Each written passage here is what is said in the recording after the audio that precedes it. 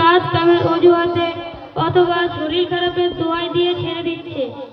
বছরে মাত্র একটি মাস অনাহারে থেকে আল্লাহ পাকের হুকুম রোজা ব্রত পালন করতে হয়, অথচ আমরা সেদিকে না তাকিয়ে নির্লজ্জের মতো দিনের বেলায় পানাহার করি। সেদিকে তাকিয়ে আমি রোহিত মোল্লা ও আমার সহপাঠী সাকিবুল্লাহ একটি মোকালমা পেশ করতে চলেছি।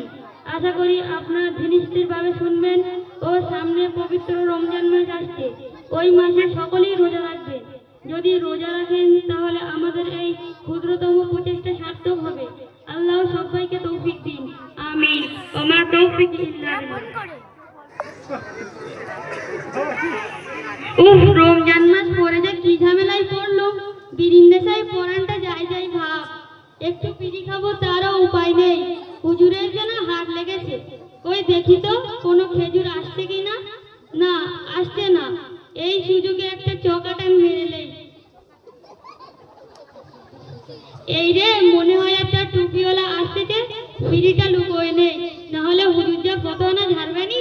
আসসালামু আলাইকুম চাচা, কেমন আছে?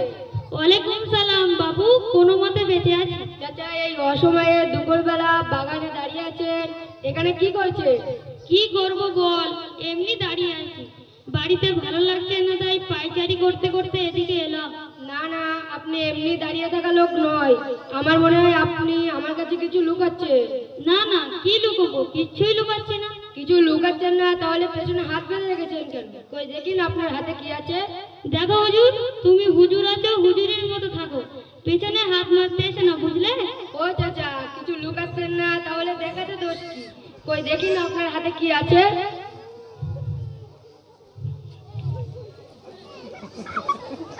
ও সর্বনাশ, বিড়ি!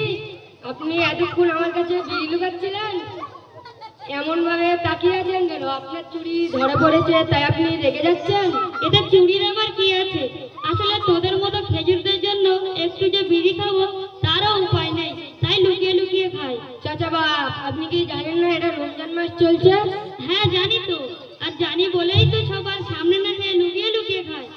চাচা, রমজান মাস জানা সত্ত্বেও দিনের বেলায় বিড়ি খাচ্ছেন? আপনার মধ্যে তো সামান্য পরিমাণে দিন ধর্মের জ্ঞান নেই। যদি থাকতো তাহলে এমন হারাম কাজ আর করতেন না। তুমি যাই বলো, আমি বিড়ি না খেয়ে থাকতেই পারবো না, মরেই যাবো। দেখুন চাচা, আল্লাহ পাক আমাদের উপর পবিত্র রমজান মাসে রোজা ফরজ করেছেন এবং আল্লাহ পাক বলেছেন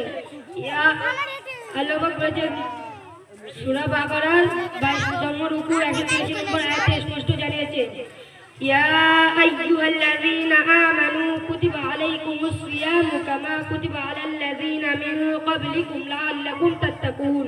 আরে হুজুর, তুই যে সব হুড়ুর করে বলে গেলি, তুই এর মানে মতলব কিছু বুঝিস না, আমাকে বোকা বানালি। কেন বুঝবো না? তবে শুনুন, আল্লাহ পাক পবিত্র কোরআনের মাঝে বিশ্ব মুমিন মুসলিমকে বলেছে, হে ঈমানদারগণ, তোমাদের উপর রোজা ফরজ করা হয়েছে যে রূপ ফরজ করা হয়েছিল তোমাদের পূর্ববর্তী লোকেদের উপর, যেন তোমরা ফরজগারি অর্জন করতে পারো। তুমি যাই বলো বাপু, আমি সারাদিন উপোস করে থাকতেই পারবো না। কেন পারবেন না? আমাদের ঘরে কচি কচি শিশুরা পর্যন্ত রোজা রাখছে, আর আপনি পারবেন না? বয়সটা তো আপনার কম হয়নি। দেখো বাবা, তুমি আমাকে জোর করো না। আমার সারাদিন না খেয়ে থাকলে আমার ভিড় লেগে যাবে। তোরা রোজা রাখছিস রাখ, আমাকে অত প্রেশার দিস না। চাচা, আমার মনে হয় আপনি ইসলামী ইতিহাস জানেন না। হিকায়াতে সাহাবা নামক গ্রন্থে যে সাহাবাদের অনাহারে অর্ধহারে থাকার কথা উল্লেখ করা হয়েছে, আপনি শুনলে তো অবাক হয়ে যাবেন। কেন বাবা, তাদের ঘরে কি ধান চাল ছিল না? না তারা খুব গরিব মানুষ ছিল? না তাদের কোনো কাজ কাম হতো না? দেখুন চাচা, সাহাবা হুজুররা খুব ধনী ঘরের সন্তান ছিলেন। দিনের খাতিরে সব সম্পদটুকু উজাড় করে দিয়েছিল, যার কারণে তাদের এই করুণ অবস্থায় পড়তে হয়েছিল। তবে আমি সব বুঝলাম, তবে আমার তো গ্যাসের রোগ রয়েছে। একটু যদি পেট খালি রাখি তাহলে পেট জ্বালা করবে, বুটপাট শব্দ হবে, আর বেলা গেলে গলা জ্বালা, বুক জ্বালা, চোয়া ঠেকুর ভাঙবে। তাই আমি রোজা রেখে খালি পেটে থাকতে পারবো না। চাচা, আমার মনে হয় আপনার পেটের রোগ নয়, মনের রোগ রয়েছে। মন শক্ত করে রোজা রাখুন, মরবেন না। আর যদি মরেই যান তাহলে তো ভালো, রোজা অবস্থায় মরণ হবে, এটা তো খুশির ব্যাপার। এই ছোড়া, তোর সাহসটা দেখি মন্দ নয়। তুই আমাকে মরতে বলছিস? তুই তোর কাজ কর, আমার বিচার করতে হবে না, বুঝলি? ও চাচা, আপনি এত রেগে যাচ্ছেন কেন? আমি কি আপনাকে মরতে বললাম? আমি তো বলছি আপনি রোজা রাখুন, মরবেন না। আরে আমি তো তোকে বললাম আমার খালি পেটে থাকলে আমার পেট মুখ ফোলে।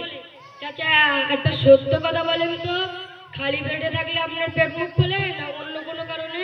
অন্য আবার কি কারণে ফোলে?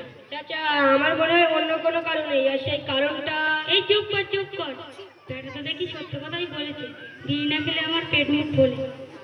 তাই বলেন আপনি? কি ব্যাপার চাচা, বিড়বিড় করে কি বললেন? কিছুই তো বুঝলাম না। ও তোর বোঝার দরকার নেই, তবে তুই সত্য কথাই বলেছিস, আমার বিড়ি না খেলে পেট মুখ ফোলে।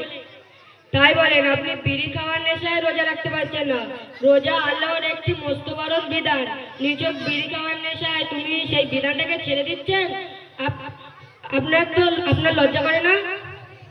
হ্যাঁ আমি মানছি আমার ভুল হচ্ছে, তবে শুধু আমি নয়, আমার মতো বহু মুসলমান ভাইরাদের দেখি তারা রমজান মাসের দিনের বেলায় চায়ের দোকানে বসে চা খাচ্ছে, বিড়ি খাচ্ছে।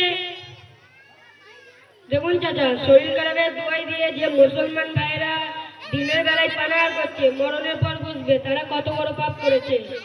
আরে হুজুর, রোজা রাখলে কবরে শান্তি পাওয়া যাবে, না রাখলে শাস্তি হবে, না তোরা ভয় দেখাচ্ছিস? চাচা বাপ, আমরা ভয় দেখানোর কে? মহানবী সাল্লাল্লাহু আলাইহি ওয়াসাল্লাম বলেছে, as-সাওমু জুন্নাতুন মা লাম ইয়াখরিকুহা, যা ভাবার্থ রোজা মানুষকে জাহান্নামের আগুন থেকে বাঁচানোর জন্য ঢাল হিসেবে কাজ করবে। সুতরাং কোনো শরীয়ত সম্মত কারণ ছাড়া রোজা ছাড়া যাবে না। আরে হুজুর, কোনো কারণে যদি একটি রোজাও ছেড়ে যায় তাহলে তার কি হবে? আল্লাহ তাকে ছেড়ে দেবেন, না তার শাস্তি হবে? দেখুন চাচা, যতটুকু আমার ধারণা, যদি যদি উপযুক্ত কারণ যেমন রোগ শোক ইত্যাদিতে যদি একটি রোজা ছেড়ে যায়, তাহলে একটির পরিবর্তে আরেকটি রোজা কাজা আদায় করবে। আর যদি বিনা অজরে বা বিনা কারণে যদি একটি রোজা ছেড়ে যায়, তাহলে একটির পরিবর্তে 60টি রোজা রাখতে হবে, আর এটা ধারাবাহিকভাবে রাখতে হবে।